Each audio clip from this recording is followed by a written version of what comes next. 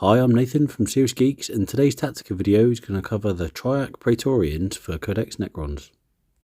Personally, I feel like this unit is much improved, but it does have its shortfalls when compared to certain other units in the Codex, but let's delve right in by looking at the stat line. The unit is a 5 to 10 strong unit with a movement of 10, weapon skill, ballistic skill 3+, which is fairly standard, can't argue with that, strength and toughness of 5, which are both quite good scores, wounds 2, which is very nice. Basically, this is a Space Marine equivalent flying around. 3 attacks each, which is very good. Means that they're actually quite dangerous in close combat. And then the usual leadership 10, 3+ armor save. First thing we notice is they're essentially slightly slower jump pack Space Marines, which have a strength and toughness of 5, which makes them quite tenacious. They're like the midway point between Gravis armor and Space Marines. Having a movement of 10, strength and toughness of 5 and 3 attacks base means that this unit is heavily focused towards melee, which is pretty good because, let's be honest, most Necron stuff is heavy on the shooting. A lot of armies have a lot of immortals and warriors, and you don't hurt for shooting. So on that basis, let's look at their weapons. First is the Rod of the Covenant, which is something that I would recommend. It has 2 profiles. Shooting, which is a range of 12, which is quite close range. Assault 1 does mean that you can move extra far with an advance and still fire it. Strength 5, which is good, means you're going to be wounding Space Marines on a 3+, Gravis armor on a 4+, -3 AP, which is very handy, and 2 damage. This is your Space Marine killer. Means that you jump in before your assault, you blast something, you kill a bunch of Space Marines, and then you move into the assault phase, you melee those enemy, and you cause a lot of damage. In fact, the Rod of the Covenant has a melee profile which is largely the same. It's Strength User, which is going to be 5, -3 AP, and 2 damage. So essentially, you're getting even more of the same in melee than what you would in shooting, which is really handy. It means that you can jump forward, blast a unit off the table that's fairly small, and melee another one which is fairly larger and still cause a lot of damage and wipe out Space Marines left, right, and centre. The alternative weapons are a Void Blade and Particle Caster. The Void Blade is a melee weapon, which is Strength User, which will be 5, -3 AP, and each time they fight with that weapon, they get an additional attack. So essentially, you've got a 4 attack model. This would be good if hordes come back in a big way, but at the moment, you probably don't need it. The 3 attacks base is enough to do a lot of damage with a damage 2 weapon. It's still a very good weapon, but it's better to have damage 2, as most people know. It means it gives you a bit of utility if you want to attack vehicles as well. Characters are at a lot more threat. The Particle Caster is a pistol, fires 2 shots each, which is actually quite handy, and it's strength 6, no AP, and damage 1. Range of 12, as most pistols are. It basically pairs well with the Void Blade. It means you're going to get a shed load of attacks, and you're going to wipe out horde units.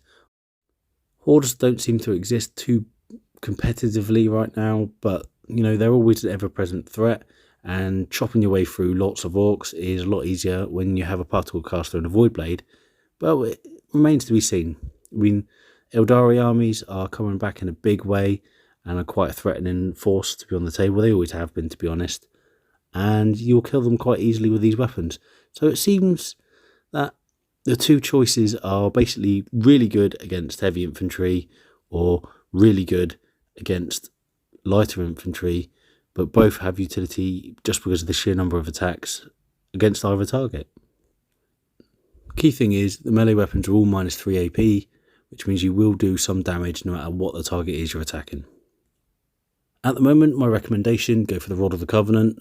You get to blast things up close and then attack in melee with 3 attacks each and do 2 damage apiece. It's really handy.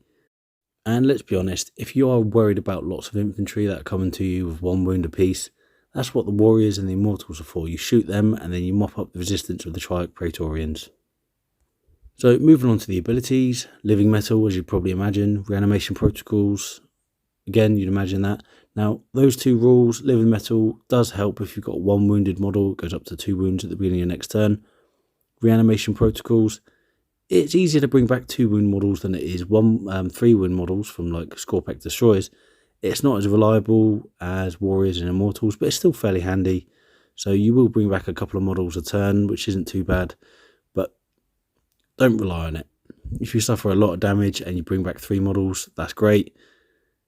Odds are you'll only bring back 1, maybe 2. And of course, they are affected by command protocols, which is kind of funny since they are Dynastic Agent.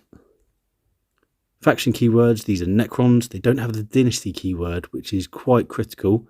They do have Infantry Fly, which is very good.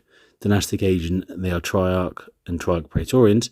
So the Dynastic Agent means that they get to join your army and not disrupt or benefit from your dynastic codes.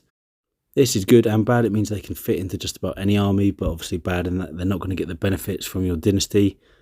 On the other hand, they do have Fly, which is brilliant. You add that to the movement of 10. It means that they can leap over obscure terrain and engage where they need to.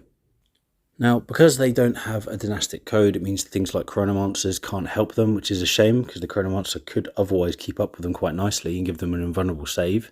That's a bit of a problem in that regard. They don't have the core keyword, which means they can't benefit from Lords, Overlords, etc., which is another bit of a problem. But one character they can benefit from is a special character, Orican the Diviner. Now, he's got a slow movement. He's got a movement of 5. You're not really going to be in a position to get the best use of him boosting up a Triarch Praetorian unit. But if he's available and he's close enough to do so, take it.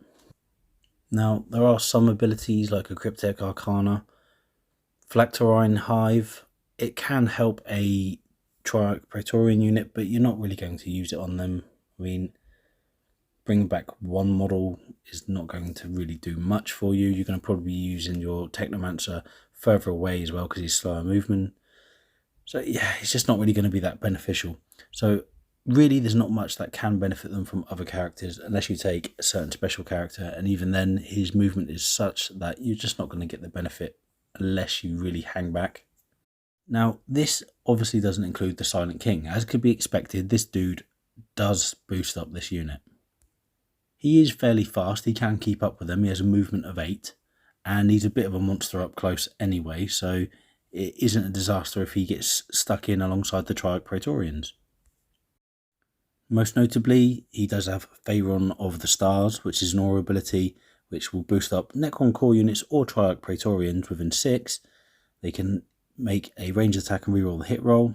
Very nice if you have good old Rod of the Covenant. And then there's Pharaon of the Blades, which again Triarch Praetorians benefit from. Within 6 inches they can reroll wounds in melee, which is again very handy. As can be appreciated, he also boosts up the movement with Relentless March and My Will Be Done, which can all affect Triarch Praetorians. But again, you're paying a lot of points for that, so it depends on the force you've got. If you've got the Silent King, Triarch Praetorians as a bodyguard with him will be very effective, and they'll be very nasty. That, of course, is a bit of a niche list. Most people are not going to take the Silent King in every game they play, but if you do have him, you know that the Triarch Praetorians are going to benefit a lot from him. Now, of course, there are other units that can interact with a Triarch Praetorian unit. The Night Scythe, for example, can actually carry them because they are a Dynastic Agent unit. But again, they don't need it. They can fly. They can move up the table. They probably don't need to be dropped somewhere by a Night Scythe. It just doesn't matter. Triarch Stalkers, they're pretty good. I mean, as you can probably tell by the name, they do work well alongside Praetorians. They can give them a reroll 1 to hit with their targeting relay, which is kind of nice. It's nice to be able to reroll your hits, and if they're about to strike something that's particularly tough, you want to get as much damage in as possible, hit it with the Triarch Stalker first. Of course, the weakness here is that the Triarch Stalkers are probably going to be boosting up the shooting of your Warriors and Immortals, so you're not always going to be benefiting a Triarch Praetorian unit, but if you have the opportunity, take it. It always helps.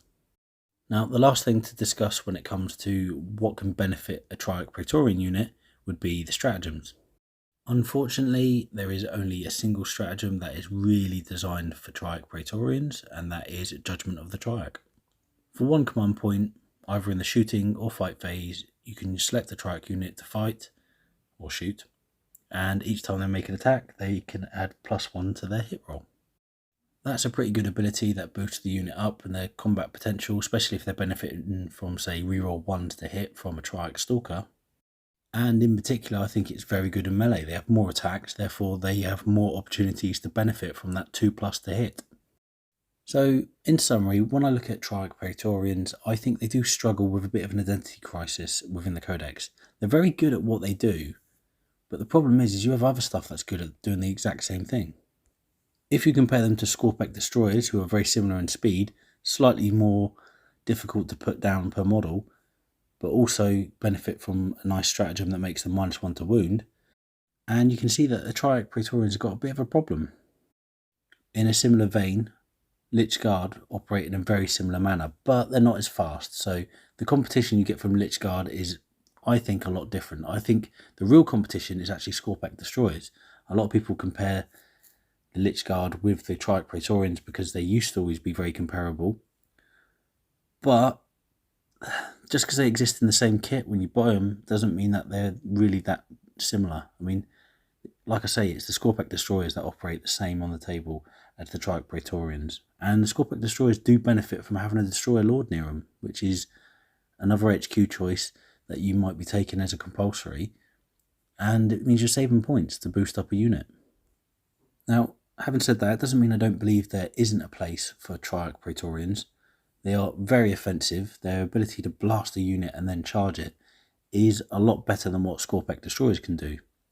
They have a decent amount of attacks per model, and they will carve through Space Marines quite readily, even with the slightly weaker damage 1 weapons, simply because they're AP -3.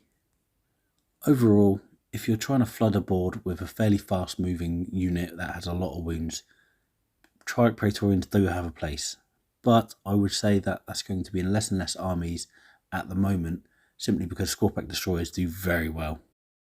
Anyway, hopefully Triarch Praetorians will have a more defined role in any future releases. I mean, let's be honest, there's going to be a lot of Codex books coming out in the future that are going to have all sorts of variants on the table and put different focus on. We might very well see the need to be able to blast the unit and then charge it as more important than Scorpec Destroyers can provide with their choppiness.